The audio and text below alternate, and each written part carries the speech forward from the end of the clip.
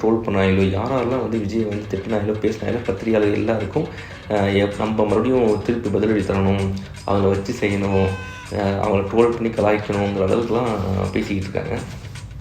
So Vijay fans வந்து எந்த அளவுக்கு போயிட்டாங்க அப்படின்னா, விஜய் தான் சிஎம், மே 4 ரிசல்ட்டு, அதுக்கப்புறம் என்னென்ன பண்ணணுங்கிற அளவுக்கு யோசிச்சு போக ஆரம்பிச்சிட்டாங்க, மீம்ஸ்லாம் போட ஆரம்பிச்சிட்டாங்க.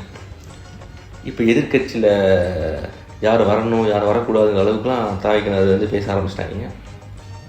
இப்போ கரண்ட்டாக வந்து ஆட்சியில் இருக்க திமுக வந்து இதெல்லாம் சைலண்ட்டாக அப்சர்வ் பண்ணிக்கிட்டு இருக்குது.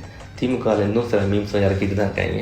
என்ன இறக்குறாங்க அப்படின்னு பார்த்தீங்கன்னா, வழக்கம் போல் வந்து அனில்ஸை வந்து கலாய்ச்சிக்கிட்டு விஜய் ஃபேன்ஸை கலாய்ச்சி வந்து எப்போதும் தர்ற மாதிரி மீம்ஸ் போட்டுக்கிட்டு இருக்காங்க.